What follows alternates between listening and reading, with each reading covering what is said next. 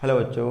तो देखिए, वेक्टर को आगे बढ़ाते हैं। और अब तक हमने वेक्टर में क्या पढ़ा है कि वेक्टर लॉ ऑफ एडिशन और उसके बाद उस वेक्टर को कैसे सब्सट्रैक्ट करते हैं। हमने यहाँ तक कंप्लीट कर लिया।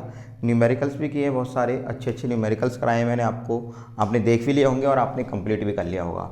अब आगे है, वेक्टर को आगे बढ़ाते हुए हम पढ़ेंगे क्या, रिजोल्यूशन ऑफ वेक्टर्स। क्या पढ़ेंगे? Resolution of vector. आप सोच रहे होंगे सर रिजोल्यूशन ऑफ वेक्टर, इसका मीनिंग क्या है, इसका मतलब क्या है। सबसे पहले तो ये पता होना चाहिए कि रिजोल्यूशन ऑफ वेक्टर जो है वो हम पढ़ ही क्यों रहे हैं। तो आपको पता है, आपने देखा होगा अक्सर कि हम जो वेक्टर पढ़ रहे हैं ये आगे फिजिक्स में यूज होने वाला है, ऑब्वियसली बात है। तो अब देखेंगे रिजोल्यूशन ऑफ वेक्टर है, इसकी हमें आवश्यकता क्या पड़ रही है पढ़ने की। तो सबसे पहले आपको पता है, जैसे कि आपका सबसे फेवरेट गेम जो होगा, आपका तो पता नहीं, मेरा जैसे कि मैं कहूँ क्रिकेट। क्या है? क्रिकेट। तो आपको पता है कि माना कि आपका फेवरेट बैट्समैन जैसे कि रोहित शर्मा मान लिया, ओके, मान लिया क्या, मेरा तो रोहित शर्मा। तो माना कि उसने एक शॉट खेला ऐसे, यहां से कोई बाउंस बॉल आई, ऐसे खेला। तो देखो, जब शॉट जा रहा है, ऐसे जा रहा है, तो बॉल कैसे जाएगी? ऐसे जाएगी। जाएगी कि नहीं जाएगी? ऐसे। कैसे? इस तरीके से बॉल जाएगी और ऐसे ग्राउंड में जाएगी, ऑब्वियसली बात है। अब बात यह है कि जब बॉल यहां से गई, देखो जा रही है ऐसे, तो बॉल गई, तो बॉल को हम देख रहे हैं कि वो ऊपर भी जा रही है और ऐसे भी जा रही है, दोनों डायरेक्शन में जा रही है, हॉरिजेंटल भी जा रही है और वर्टिकल भी जा रही है, ऑब्वियसली बात है। अब माना कि जो शॉट दिया गया, उस शॉट की रफ्तार मान लो लगभग कि 50 मीटर पर सेकंड, ऐसे मान लो। तो क्या 50 मीटर पर सेकंड की स्पीड से ऊपर जा रही है और हॉरिजेंटल, वर्टिकल और हॉरिजेंटल, क्या दोनों में उसकी स्पीड सेम रहेगी क्या? सोचो। नहीं रहेगी। अब बात यह है कि अगर नहीं रहेगी तो फिर वो कौन सी स्पीड होगी जिससे बॉल वर्टिकल जा रही होगी, और वो कौन सी स्पीड होगी जिससे बॉल हॉरिजेंटली जा रही होगी। अब बात यह, इसमें एक चीज मायने रखती है कि जब शॉट खेला गया, क्या खेला गया, शॉट जब खेला गया, तो सबसे इंपॉर्टेंट बात यह है कि कितनी डिग्री पर बैट घुमाया गया। ऑब्वियसली बात है, ऐसे थोड़ी है, किसी ना किसी डिग्री पे तो बैट में 45 है, 30 है, 40 है, 20 है, 60 है, 75 है, 90 है, कितने डिग्री पर बैट को घुमाया गया, ये सबसे पहली बात है। तो हम क्या करेंगे, आज देखेंगे इसी तरीके से कोई वेक्टर अगर थीटा एंगल पर है, कितने एंगल पर है? थीटा एंगल पर, हॉरिजेंटल या वर्टिकली। तो हम देखेंगे कि हॉरिजॉन्टल या वर्टिकल, हॉरिजॉन्टल और वर्टिकल, वो कितनी स्पीड से, या उसके कंपोनेंट, इन्हीं को क्या कहते हैं, जैसे ये स्पीड जा रही थी तो अब इसके दो कंपोनेंट हो गए, हॉरिजॉन्टल और वर्टिकल। तो यही हो गया वेक्टर का, क्या हो गया, रिजोल्यूशन। क्या हो गया? रिजोल्यूशन हो गया। हमने वेक्टर को क्या कर दिया, कंपोनेंटों में डिवाइड कर दिया। ये वेक्टर इस तरीके से था, देखो इस तरीके से था, ऐसे, ये वेक्टर हो गया और ये हो गए उसके कंपोनेंट। क्या कर दिया? डिवाइड। तो अब हम क्या करेंगे, रिजोल्यूशन ऑफ वेक्टर, इसका मतलब हमें क्या करना है, वेक्टर के कंपोनेंट देखने। क्या देखने? कंपोनेंट देखने, पहली बात। दूसरी बात, हम यहां पढ़ेंगे यूनिट वेक्टर को। किसको पढ़ेंगे? यूनिट वेक्टर को, कि यूनिट वेक्टर जो है उसका एक्स एक्सिस में क्या होगा, वाई एक्सिस में क्या होता है, जेड एक्सिस में क्या होता है। जैसे कि आपने सुना भी होगा, कुछ एक्स्ट्रा ऑर्डिनरी स्टूडेंट होते हैं, उन्होंने तो सीख भी लिया होगा, आई कैप, जे कैप, के कैप, ऐसा सुना भी होगा। ये क्या होते हैं? ये यूनिट वेक्टर्स होते हैं। तो आज हम इनका ढंग से क्या करेंगे, यूज करेंगे, इनको कैसे वेक्टर कंपोनेंट के साथ ऐड करते हैं। ओके, तो सबसे पहली बात तो मैं आपको जनरली यूनिट वेक्टर्स बता देता हूं, जिससे कि आपको इस टॉपिक को पढ़ने में क्या मिले, मदद मिले। तो मैं यहाँ लिख रहा हूँ यूनिट वेक्टर, इसके बारे में बता चुके हैं, डेफिनेशन वगैरह, फॉर्मूला, ये हम क्या कर चुके हैं, बता चुके हैं। अब देखेंगे इस जगह हम पढ़ेंगे ऑर्थोगोनल यूनिट वेक्टर। क्या पढ़ेंगे? Orthogonal unit vector. Orthogonal unit vector का मतलब है, ये कार्टेशियन फॉर्म में हम जब इसको पढ़ रहे हैं इस तरीके से, ये अपने 3 एक्सिस हो गए एक्स, वाई और जेड।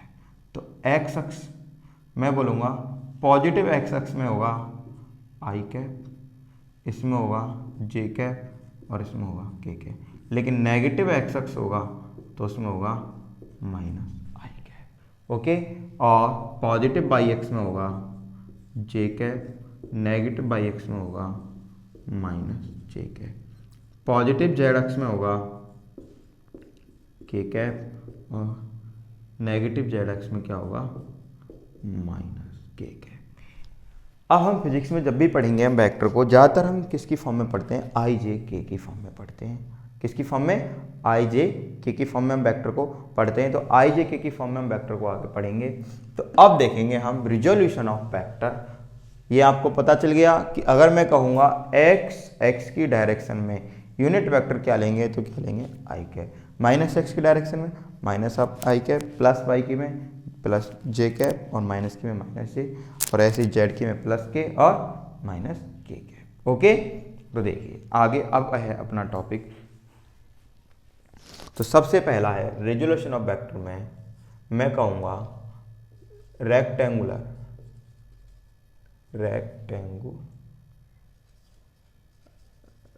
Component, rectangular component. देखिए रेक्टेंगुलर कंपोनेंट क्या होंगे। सबसे पहली बात रेक्टेंगुलर कंपोनेंट, तो मैं कहूँगा कि माना कि कोई वेक्टर है, क्या है कोई वेक्टर, ये मान लो ए वेक्टर हो गया, ए वेक्टर है ओ और एम से डिनोट कर देते, ओ एम से डिनोट कर सकता हूँ इसको आराम से, कोई दिक्कत नहीं। माना कि ये कितना एंगल बना रहा है, ये एंगल बना रहा है थीटा, मान लो थीटा एंगल बना रहा है। कितना एंगल बना रहा है, थीटा एंगल, एक्स एक्सिस के साथ, किसके साथ, एक्स एक्सिस के साथ थीटा, और ये हो गया अपना बाई, क्या हो गया बाई। अब देखो मैं क्या करता हूं, यहां से परपेंडिकुलर ड्रॉ कर दिया, डन। और इसको नाम दे देता हूं मैं एन, और एक परपेंडिकुलर यहां से ड्रॉ, सॉरी ये क्या हो गया, इसको नाम दे देते हैं पी। क्या नाम दे देते हैं पी। दो परपेंडिकुलर हो गए अपने, तो रेक्टेंगुलर शेप बन गई। ओके, ये ओ एन, ये हो गया ओ पी, और ये अपना ओ एम जो ए वेक्टर है। तो मैं कहूँगा कि मैंने क्या किया कि ए वेक्टर लिया है, जिसको मैं ऐसे भी डिनोट कर सकता हूँ ओ एम वेक्टर के साथ। बोलो कर सकता हूँ कि नहीं कर सकता, कर सकते हैं सर। अब देखो ये जो ओ एम वेक्टर है इसका प्रोजेक्शन का मतलब है जब यहां से परपेंडिकुलर डाला जा रहा है तो एक्स एक्सिस पर कितना प्रोजेक्शन है ओ एन, और वाई एक्सिस पर कितना है ओ पी। तो मैं इस वेक्टर को इन दोनों में डिवाइड करके लिख सकता हूं। कैसे कर सकता हूं, इन दोनों वेक्टर फॉर्म में डिवाइड। मैं अगर मानूं तो मैं कह सकता हूं, अगर रेंडमली कहना चाहूं कि इन दोनों वेक्टरों का रिजल्टेंट ये वाला वेक्टर, तो मैं कहूंगा कि A vector O M vector equal क्या होगा O N vector plus O P vector. ये एक्स एक्स पर प्रोजेक्शन है और ये वाई एक्स पर प्रोजेक्शन है। ओके, मैं इसको क्या बोलूंगा, ये है प्रोजेक्शन ऑफ एक्स एक्सिस और ये है projection of Y axis. Done done. अब बात यह है कि हमें इन दोनों का क्या निकालना है, मैग्नीट्यूड निकालना है कि ओ एन की वैल्यू क्या है और ओ पी की वैल्यू क्या है। अब करेंगे एन की बात। देखिए तो मैं कहूँ हमें ओ एन की निकालनी है, तो ये आपको पता ही परपेंडिकुलर है, ये भी परपेंडिकुलर है। तो मैं ट्रायंगल लेता हूँ, मैं कहता हूँ in triangle O N M, O N M. मैंने ट्रायंगल ले लिया और देखिए अब मैं क्या कहूँगा, ये ट्रायंगल हो गया, मुझे ओ एन निकालना है। तो ओ एन क्या है बेस, ये परपेंडिकुलर और ये हाइपोटेनियस। ये मान लो कि ये ए वेक्टर है, इसका मैग्नीट्यूड कितना है ए, मैग्नीट्यूड कितना है ए। तो मैं कहूँगा कॉस थीटा इक्वल क्या होगा बेस अपॉन हाइपोटेनियस, और आपको पता है कॉस थीटा बेस कितना है ON और हाइपोटेनियस A, तो ON क्या आ गया A cos थीटा। यहाँ तक कोई दिक्कत नहीं। डन। अब देखो, अब निकालते हैं MN की वैल्यू। देखिए इसी ट्रायंगल से, तो मैं कहूँगा ये परपेंडिकुलर है, तो साइन थीटा इक्वल क्या हो जाएगा परपेंडिकुलर अपॉन हाइपोटेनियस। तो परपेंडिकुलर कितना हो गया अपना MN और हाइपोटेनियस हो गया A। भाई हाइपोटेनियस ये रहेगा A, तो MN क्या हो गया अपना A साइन थीटा। तो आप देखो MN जो है वो किसके इक्वल है OP के इक्वल, तो मैं बोल सकता हूँ चूंकि OP इक्वल MN, बोल सकता हूँ कि नहीं बोल सकता, तो बोल सकता हूँ OP इक्वल क्या हो गया A साइन थीटा। यहाँ तक कोई दिक्कत, बोलो कोई दिक्कत नहीं, यहाँ तक कोई दिक्कत नहीं है। अब देखो मैं कहूँ कि ये A वेक्टर है, ये A वेक्टर है, तो इसका x डायरेक्शन में जो कॉम्पोनेंट, मैं मान लेता हूँ इसको कि इसको मैं AX दे दूँ नाम और इसको देता हूँ AY। तो हम देखें कि अपने हमारे जो AX की वैल्यू है वो क्या ही है AX equal ON equal A cos theta, और ये क्या है AY equal OP equal A sin theta. Done.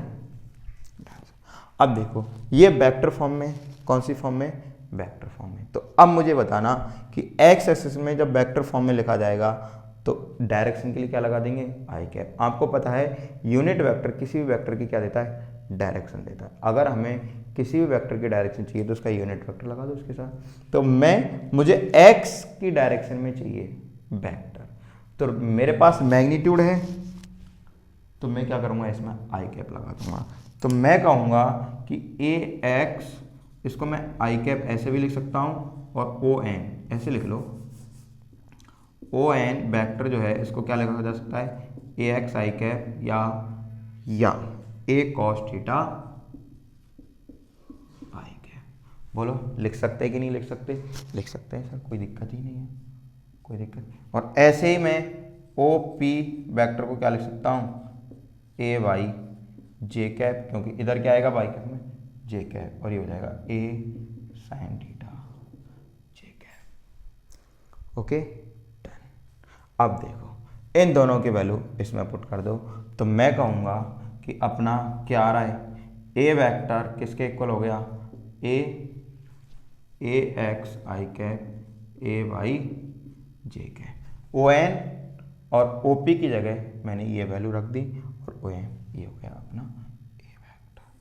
इसको ऐसे लिखा जा सकता है और इसको ऐसे भी लिखा जा सकता है A cos theta I cap A sign theta J cap. यहाँ तक कोई बोले, यहाँ तक कोई दिक्कत, कोई दिक्कत नहीं। तो देखो ये हो गए रेक्टेंगुलर कंपोनेंट A वेक्टर के, A cos theta I cap plus A sign theta J cap. मतलब A का मैग्नीट्यूड इंटू थीटा जितना है उसका कॉस ले लिया आई के साथ, और थीटा जितना है उसका साइन ले लिया जे के साथ। तो ये क्या हो गया अपना रेक्टेंगुलर कंपोनेंट किसका A वेक्टर का। थीटा वाली, अब इसमें देखो याद रखने के लिए ये नहीं है कि तुम क्वेश्चन में ये सारी प्रोसेस कर रहे हो, नहीं, क्वेश्चन में पूरी प्रोसेस नहीं करनी है, मैंने आपको समझाने के लिए क्या है। क्वेश्चन में आपको क्या करना है सीधा याद रखना है थीटा वाली साइड कॉस थीटा और अपोजिट साइन थीटा। ये सिर्फ तभी होगा तब कंडीशन इस तरीके से होगी। ओके अगर कंडीशन चेंज हो रही है तो फिर आपको निकालने पड़ेंगे, वो बताएंगे। अब देखो ये वाला रब कर दूं, चलो सर कर दो। देखिए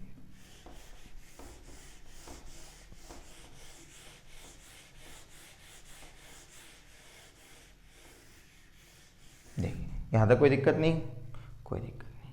आगे देखते हैं। अब निकालेंगे हम क्या ए वेक्टर का मैग्नीट्यूड। क्या निकालेंगे मैग्नीट्यूड, इसका हमें मैग्नीट्यूड निकालना है। तो देखो मैं कहूँगा अपने पास क्या है, ये ऐसे था ए वेक्टर ओ एम वेक्टर, क्या निकाल रहे हैं हम, ये याद रखना है मैग्नीट्यूड निकाल रहे हैं। मैग्नीट्यूड देखिए कंपोनेंट की फॉर्म में ओ एम वैक्टर, तो क्या लिखा है इसको, O N vector plus O P vector. तो देखो मैग्नीट्यूड निकालने के लिए फॉर्मूला वही ए स्क्वायर या ओ एम का स्क्वायर और अंडर रूट या अंडर रूट को हटा दो, इसको अलग रखा है, ओ एन का स्क्वायर प्लस ओ पी का square plus 2 into O N into O P into cos, और थीटा की जगह क्या आएगा यहाँ पे, देखो ओ एन और ओ पी दोनों में थीटा कितना बन रहा है 90, कितना बन रहा है 90, तो आएगा कॉस 90। तो आएगा कि नहीं आएगा, आएगा सर। तो ये तो हो गया अपना 0, तो ये ए स्क्वायर इसको हटा सकते हैं और डायरेक्ट ओ एन का स्क्वायर प्लस ओ पी का स्क्वायर। देखो तो देखो ओ एन ओ पी, ए कॉस थीटा ए साइन थीटा इक्वल है किसके, ए एक्स और ए वाई। लिख सकता हूँ इसकी जगह ए स्क्वायर ए एक्स स्क्वायर ए वाई स्क्वायर, तो ए को क्या लिख सकता हूँ अंडर रूट ए एक्स स्क्वायर प्लस ए वाई, बोले लिख सकता हूँ कि नहीं लिख सकता, लिख सकते हैं। और यही क्या हो गया, मैग्नीट्यूड हो गया किसका, ए का, ए वेक्टर का। तो देखो अगर कोई वेक्टर यहाँ से देखो, ये तो कंपोनेंट फॉर्म में लिखा हुआ है, ये देखो ए वेक्टर को ए X I cap plus A Y J cap लिखा है, तो सीधा सीधा उसका हम मैग्नीट्यूड निकालने के लिए क्या कर सकते हैं, आई कैप वाले का स्क्वायर प्लस जे कैप वाले का स्क्वायर और दोनों का स्क्वायर करके ऐड करके क्या ले लो अंडर रूट, तो क्या निकल के आ जाएगा, ए वेक्टर का मैग्नीट्यूड निकल के आएगा, नहीं आएगा, आ गया। कोई दिक्कत हुई यहाँ तक, कोई दिक्कत नहीं, आराम से नोट करो, आहिस्ता आहिस्ता, कुछ नहीं किया है। ए वेक्टर है, इसको मैंने ओ एम वैक्टर ले लिया है और ओ एम वैक्टर को मैंने कैसे लिख दिया, O N vector plus O P vector. O N vector हो गया projection of A vector, sorry यहाँ पे लिख देना ए वैक्टर या लिख देना ओ एम वैक्टर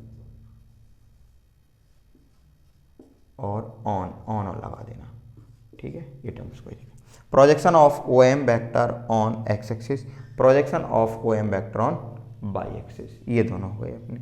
उसके बाद मैंने क्या निकाला, ओ एन और ओ पी की वैल्यू निकाली और इनको वेक्टर फॉर्म में लिखा, तो एक्स में आई कैप लगा दिया, बाई में जे कैप लगा दिया, और मैंने क्या किया, दोनों वैल्यू रखी। जब मैंने ए वेक्टर इसकी जगह ए एक्स ए वाई रखी तो ये बना, और जब इसकी जगह ये वाली वैल्यू पुट की तो ये बन गया। अब मैंने क्या निकाला इसका मैग्नीट्यूड, तो मैग्नीट्यूड हम डायरेक्ट क्या लिख सकते हैं कि आई कैप वाले का स्क्वायर प्लस जे कैप वाले का स्क्वायर और दोनों का क्या कर दो अंडर रूट, क्या कर दो अंडर रूट। क्वेश्चन करेंगे तभी अच्छे से समझ में आएगा, बिल्कुल अच्छे से, ओके। यहाँ तो कोई दिक्कत हुई, कोई दिक्कत नहीं, ये रफ कर दूँ, स्क्रीनशॉट ले लो आराम से, अच्छे से नोट्स बनाओ, अच्छे से क्या बनाओ नोट्स बनाओ, ओके। इधर ये cos 90 है, ये लो इसको लिख देते, नहीं दिख रहा हो तो 2 into O N into O P into cos 90, done. अब देख रहा हूँ मैं रफ कर रहा हूँ,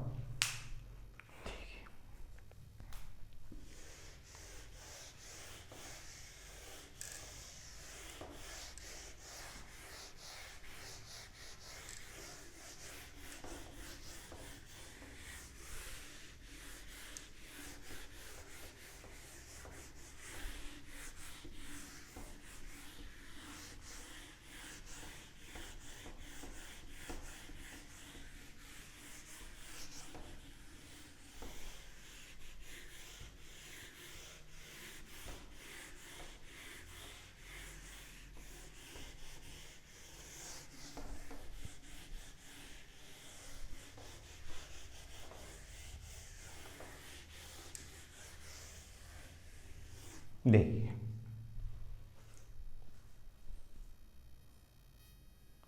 तो अब देखिए, अब पढ़ेंगे rectangular component of a vector in 3 dimensions. अब किस में पढ़ा जाएगा, 3 डायमेंशंस में। तो देखिए किस तरीके से पढ़ेंगे, रेक्टेंगुलर हेडिंग डालेंगे,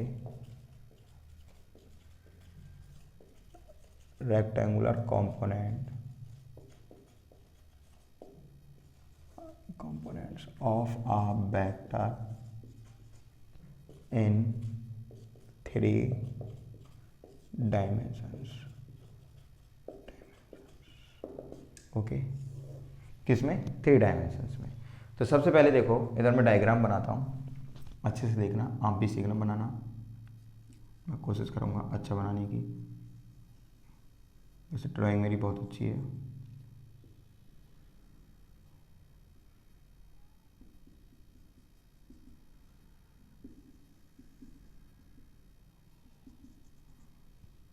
दिख रहा है? सीख लेना, बाद में कहोगे पता नहीं कहाँ कहाँ से क्या क्या लाइन ड्रॉ कर दी सर ने, इसलिए देखते जाना। ओके,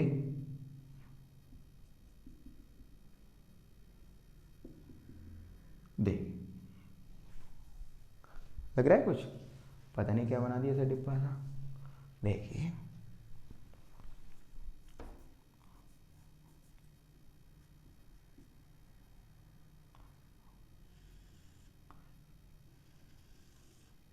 ये x, ये z और ऊपर, भाई ऊपर और बन जाए बस भाई। ये क्या भाई, दिख रहा है?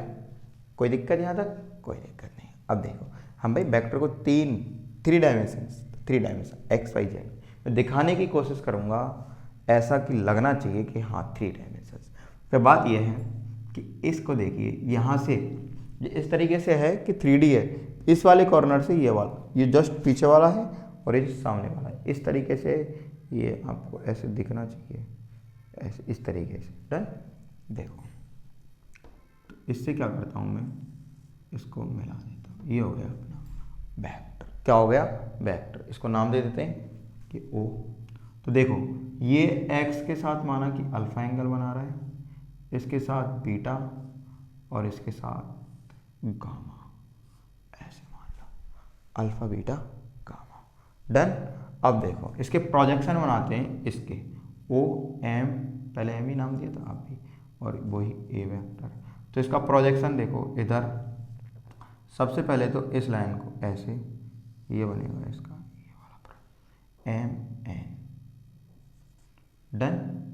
ये हो गया।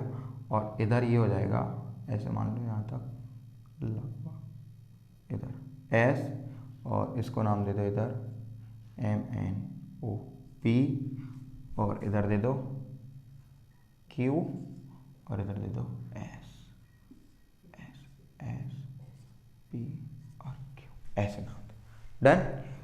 अब देखिए अब क्या करना है, दीदी ना ऐसे करके ये लो यहाँ तक कर दो एस। अब देखो, अब मैं कहूँगा, देखो ये आपको माइंड में थोड़ी सी 3D सरफेस बनानी है, और उसके बाद आपको अज्यूम करना है ऐसा कि मैं कहूँगा कि अपना ये हो गया मेन ए वेक्टर, हो गया ए वेक्टर।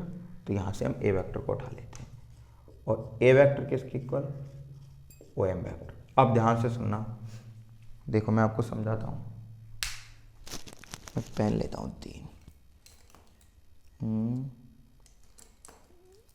ये देखो 3 पेन हो गए अपने पास, ठीक है? अब देखो इनसे समझते हैं,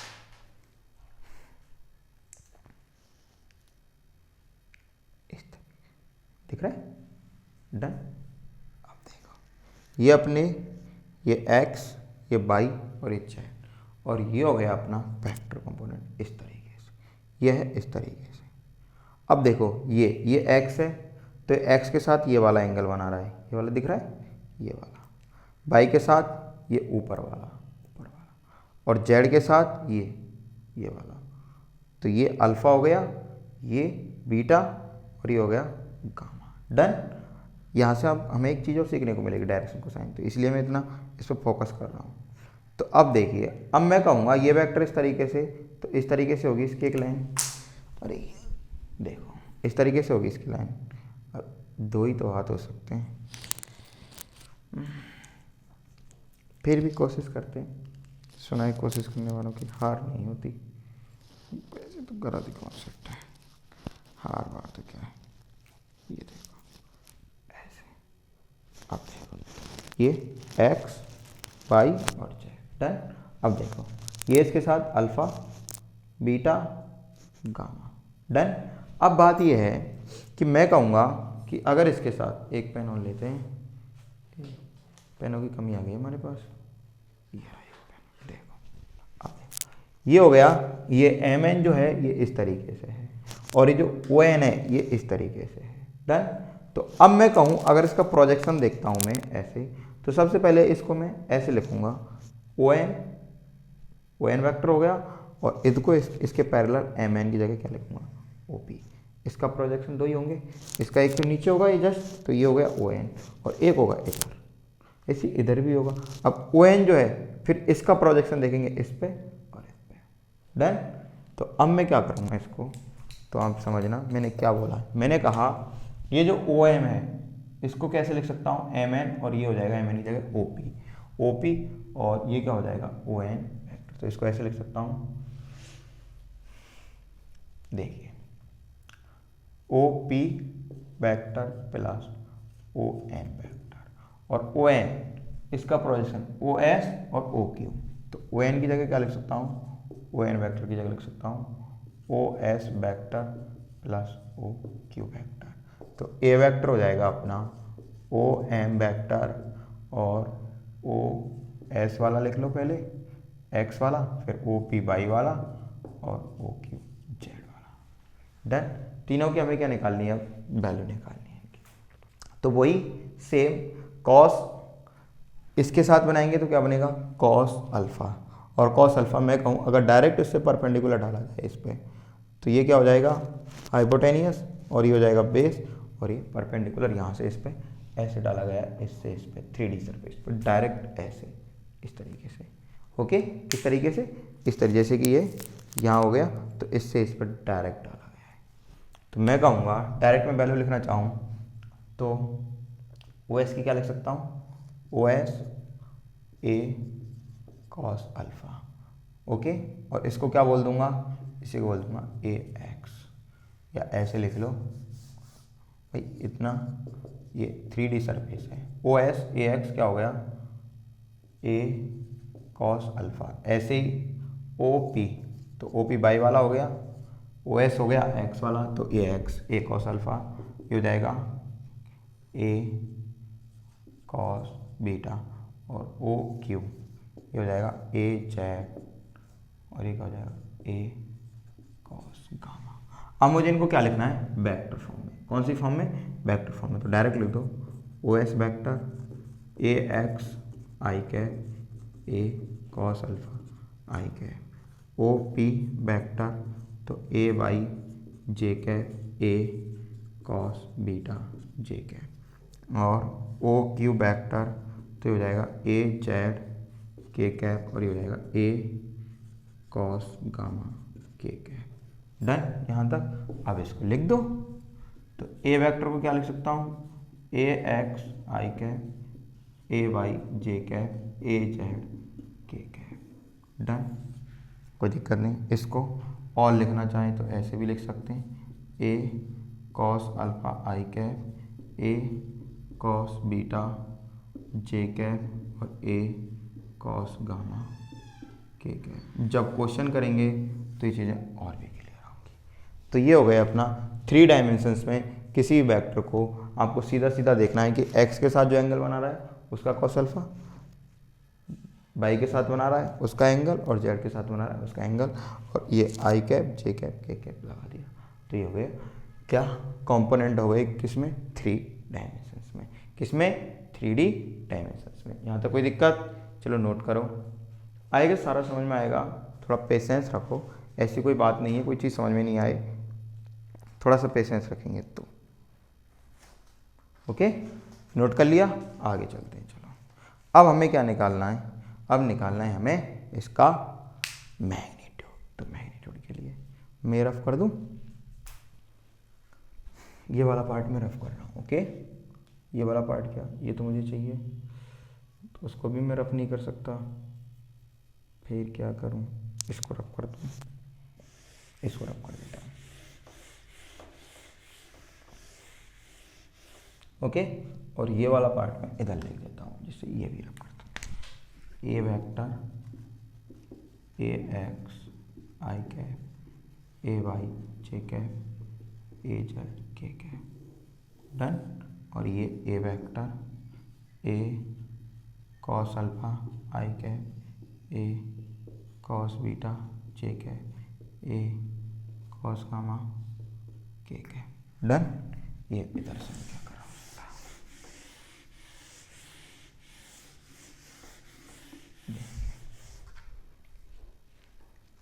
अब हमें क्या निकालना है, ए वेक्टर का मैग्नीट्यूड। तो मैंने कहा ए वेक्टर को मैंने इस तरीके से लिख रखा है, O P vector plus O N vector. तो मैं इसको ऐसे लिख सकता हूँ, ए का स्क्वायर, इसको हटा दो भले, ओ पी का स्क्वायर प्लस ओ एन का स्क्वायर प्लस ये क्या आ जाएगा 2 into O P into O N.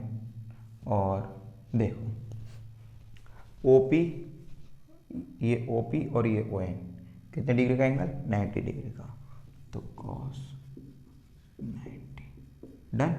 तो ये हो जाएगा A square equal O P का स्क्वायर प्लस ओ एन का स्क्वायर, और ये हो गया पूरा 0। डन। यहाँ था। अब हमें चाहिए ओ एन की वैल्यू, किसकी चाहिए, ओ एन की वैल्यू। तो ओ एन के लिए क्या करेंगे, सीधा ओ एन वैक्टर को क्या लिखा है हमने, ये, तो मैं कहूँगा चूँकि O N vector equal O S vector plus O Q vector, तो इसको क्या लिख सकता हूँ, ओ एन का स्क्वायर, ये रिजल्टेंट का फॉर्मूला लगा रहा हूँ मैं, और ओ एस का स्क्वायर प्लस ओ क्यू का square plus 2 into O S O Q into cos 90। बहुत से ऐसे सोच रहे हैं कि पता नहीं ये फॉर्मूला कहाँ से आ रहा है, ये यही फॉर्मूला है, ये A vector plus B vector ऐसे हो तो R square A square B square plus 2ab cos theta. तो ये आर वेक्टर हो गया, ये दो वेक्टर हो गए, इनका रिजल्ट है, तो ए का स्क्वायर प्लस बी का square plus 2ab cos theta. Okay, पता नहीं क्या क्या सोच लिया होगा, ऐसे पता नहीं आज तो कहाँ से पढ़ा रहा है, ऐसी दे रहा है गोलियाँ, गोलियाँ नहीं दे रहा मैं। ओके, देखिए ये हो गया 0, तो ओ एन स्क्वायर क्या हो गया, ओ एस का स्क्वायर और ओ क्यू का स्क्वायर। अब इस वाली वैल्यू को न इस जगह रख दो। डन। तो इस जगह रखेंगे तो क्या हो जाएगा, ए स्क्वायर इक्वल, पहले एक्स वाला रख लो, फिर वाई वाला रख लो, आएगा ही यही, फिर जेड वाला रख लो। तो देखो ए स्क्वायर, इसकी जगह क्या लिख सकता हूँ, ए एक्स का स्क्वायर, इसकी जगह ए वाई का स्क्वायर, इसकी जगह ए जेड का। ये कहाँ से आए थे, इधर लिखे थे, स्क्रीनशॉट लिया होगा तुमने।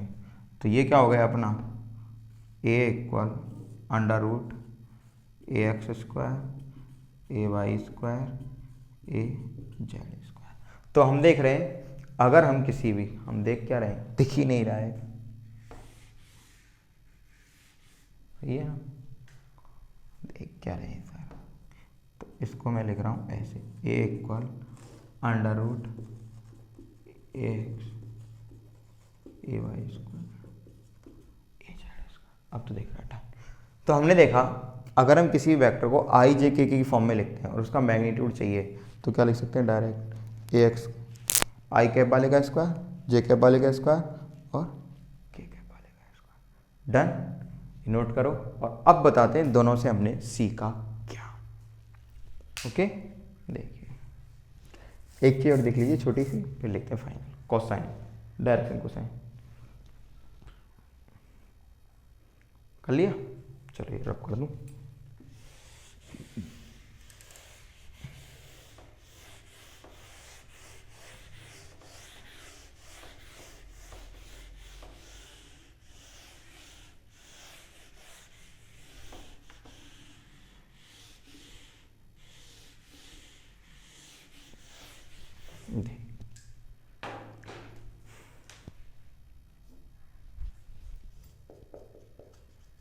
डायरेक्शन कोसाइन,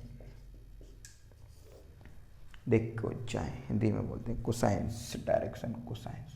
देखिए ये वही है, कुछ नहीं है, कि जो ए वेक्टर है वो एक्स के साथ कितना एंगल बना रहा है, बी के साथ, वो वाई के साथ कितना बना रहा है, और जेड के साथ कितना एंगल बना रहा है, ये वही है। तो मैंने कहा कि ए एक्स वाला जो कंपोनेंट था वो अपना क्या था, ए कॉस अल्फ़ा, बाई वाला जो था वो कितना था ए कॉस बीटा, और जेड वाला जो था वो कितना था ए कॉस गामा। अगर मैं इन सब का स्क्वायर करके जोड़ दूं तो मैं लिख सकता हूँ A x square, A Y square, A Z square, और इधर ए स्क्वायर कॉस स्क्वायर अल्फ़ा, ए स्क्वायर कॉस स्क्वायर बीटा, ए स्क्वायर कॉस स्क्वायर गामा। तो देखो इसकी जगह क्या रिजल्ट लिख सकता हूँ ये, तो इसकी जगह हो जाएगा ए स्क्वायर, और ए स्क्वायर सब में से कॉमन माना जाएगा, तो cos square alpha, cos square beta और कॉस स्क्वायर गामा।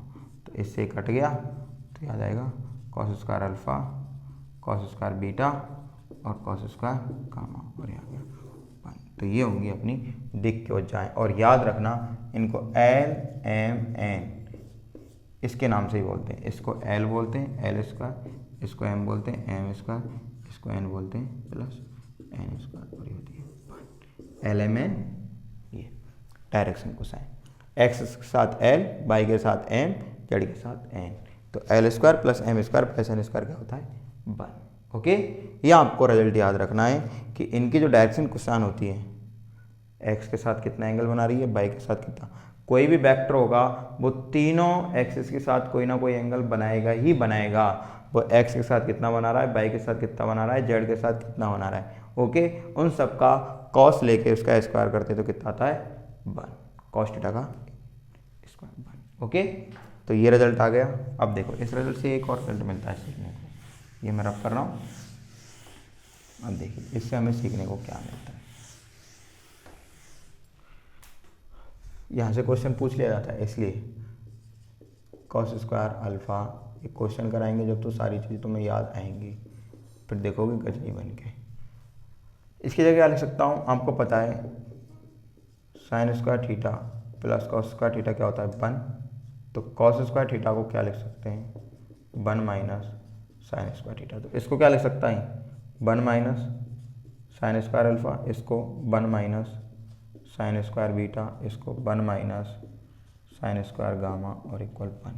तो 1 1 1 ये हो गया 3 minus sign square alpha minus sign square beta minus sign square gamma equal 1। तो इनको इधर ले जाओ और 1 को इधर ले आओ, -1, ये हो गया sign square alpha sine square beta plus sign square gamma. तो ये 2 बचा, तो मैं कहूँगा sign square alpha sine square beta plus sign square gamma equal 2। एक रिजल्ट ये भी हो गया, हुआ कि नहीं हुआ बोलो, एक रिजल्ट क्या हो गया, एक रिजल्ट ये भी हो गया। डन। अब देखिए तो आज हमने क्या सीखा, एक बार 2 मिनट उस पर चर्चा कर लेते हैं जिससे कि क्या हो जाए ये चीज़ें बिल्कुल क्लियर हो जाए। देखिए हमने क्या सीखा, देखो मैं जब लिखूंगा तो बड़ी ऐसा लगेगा अरे बस इतनी छोटी सी चीज़ सीखी। देखो अगर कोई वेक्टर है उसको मैं A X I cap A Y J cap ऐसे लिख सकता हूँ, और इसको ऐसे भी लिखा जा सकता है A cos theta I cap A sine theta J cap. Done. तो इसका जो मैग्नीट्यूड है वो डायरेक्ट आप कैसे लिख सकते हो, आई कैप वाले का स्क्वायर और वाई कैप जे कैप वाले का स्क्वायर। डन। अगर आप इसको ऐसे तीनों फॉर्मों में लिख रहे हो A X I cap A Y J cap A Z K cap, तो आप कहीं साइन थीटा का कोई काम नहीं होगा। A cos alpha I cap A cos beta J cap A cos gamma K cap. और अगर आपको इसका क्या चाहिए मैग्नीट्यूड, तो डायरेक्ट आई कैप वाले का स्क्वायर वाई कैप वाले का स्क्वायर और जेड कैप वाले का स्क्वायर। डन। उसके बाद हमने सीखी डायरेक्शन कोसाइन, और डायरेक्शन कोसाइन में देखा L square M square N square equal 1, या बोल सकता हूँ cos square alpha cos square beta cos square gamma equal 1। और एक रिजल्ट और देखा sine square alpha sine square beta sine square gamma equal 2। और याद रखना अल्फ़ा जो एंगल है वो है पॉजिटिव एक्सेस के साथ, बीटा जो है वो पॉजिटिव वाई के साथ, और गामा जो है वो पॉजिटिव जेड एक्स। क्या है? एंगल। डन। ये और यहाँ आपको पता ही है। तो ये हमने क्या सीखा, ये छोटा सा हमने कुछ सीखने की कोशिश की। डन। तो देखते रहें अगली वीडियो में इन सब टॉपिक्स के क्या कराएंगे, हम क्वेश्चन कराएंगे ज़्यादा से ज़्यादा, जिससे कि आपका ये टॉपिक्स का हो अच्छे से क्लियर हो। देखते रहें धाकड़ फिजिक्स पर, मज़ेदार एकदम फिजिक्स इजी वे में, बिल्कुल सिंपल, अच्छे खासे अच्छे टॉप न्यूमेरिकल्स प्रैक्टिस करते रहें। कहीं भी भटकने की आपको बिल्कुल भी आवश्यकता नहीं।